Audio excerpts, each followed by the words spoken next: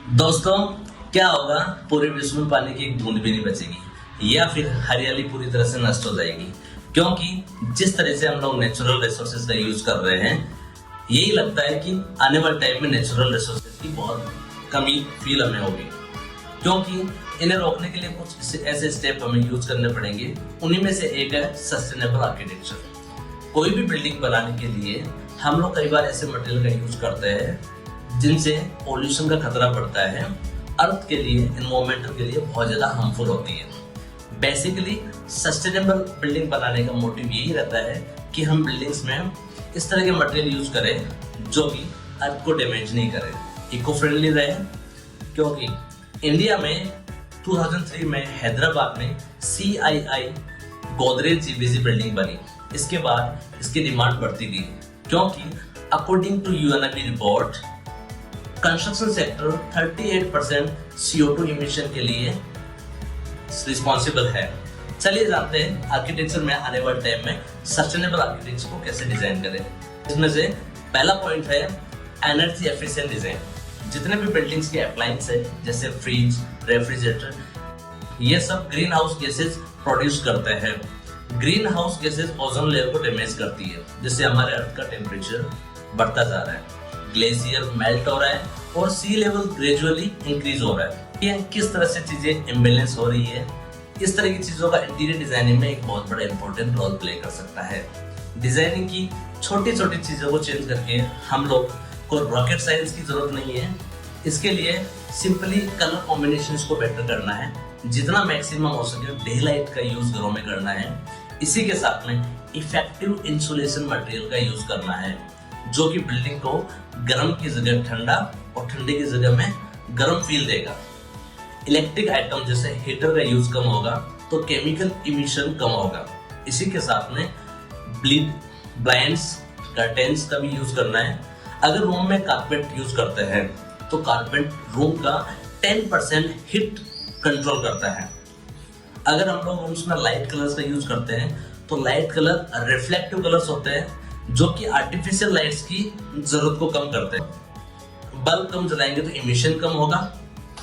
Second point है passive sustainable design. इसके through हम लोग सन ओरिएंटेशन क्लाइमेट पर फोकस किया जाता है। बिल्डिंग ऐसी डिजाइन करनी है जो एनवायरमेंट फ्रेंडली हो। विंडो किस जगह लगानी है यह भी बहुत जरूरी होता है, क्योंकि विंडोज का सीधा हमारे वेंटिलेशन पे इफेक्ट पड़ता है। जितना दिन का उजाला में घर को मिलेगा उतनी ही बिजली बचेगी। वही एक्टिव सस्टेनेबल डिजाइन, इसके लिए किसी भी आर्किटेक्ट से कंसल्ट करना जरूरी होता है, जिसके साथ में इलेक्ट्रिक इंजीनियरिंग जैसे प्लम्बिंग, HVAC का भी बहुत बड़ा रोल होता है। अगेन रीएनेबल एनर्जी सिस्टम, इसमें सोलर एनर्जी, विंड एनर्जी जैसे रीएनेबल एनर्जी सिस्टम यूज कर सकते हैं। Next point green building material and finishes. इसमें हमें इको फ्रेंडली मटेरियल, ऐसे ही इको फ्रेंडली मटेरियल्स यूज करने हैं। डिकम्पोज करने पे कोई भी इस तरह की टॉक्सिक या फिर केमिकल नहीं निकले, ऐसे मटेरियल होते हैं जिनको हम लोग इको फ्रेंडली मटेरियल्स बोलते हैं, यानी इन्वायरमेंट के साथ में फ्रेंडली होते हैं। इन मटेरियल को ट्रांसपोर्ट, इंस्टॉलेशन या प्रोसेस करते समय कोई भी इस तरह की गैस इमिशन नहीं होती है। ऐसे कौन से मटेरियल होते हैं जिनमें हम लोग एक बेम्बू का एक एग्जांपल ले सकते हैं। बेम्बू की ग्रोथ बहुत फास्ट होती है।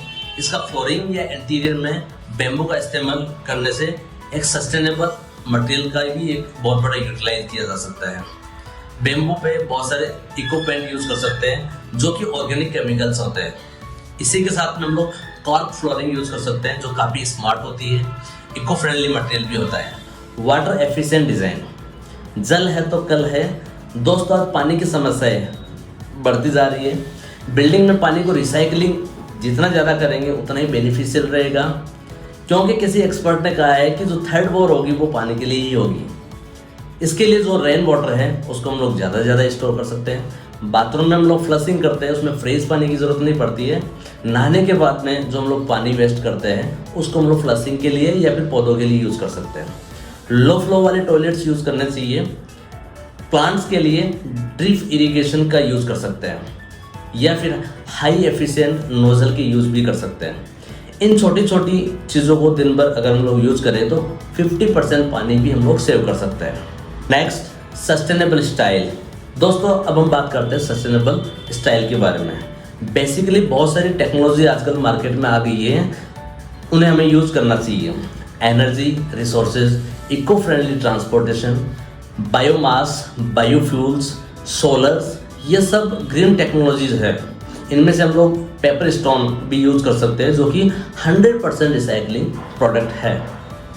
इसके क्या क्या बेनिफिट्स हैं? सस्टेनेबल आर्किटेक्चर नेचुरल रिसोर्सेज को काफ़ी कम करता है, ऑपरेटिंग कॉस्ट भी कम करता है, हेल्थ कंफर्ट और सेफ्टी का भी ध्यान रखता है, एनर्जी कंजप्शन को रिड्यूस करता है, इंडोर एयर क्वालिटी को भी काफ़ी बेटर करता है। सस्टेनेबल आर्किटेक्चर एक इनोवेटिव आर्किटेक्चर डिज़ाइन होता है जो कि अर्बन हीटिंग यानी एनर्जी कॉस्ट पोल्यूशन और हीट रिलेटेड इलनेस को कम करता है। Thank you so much.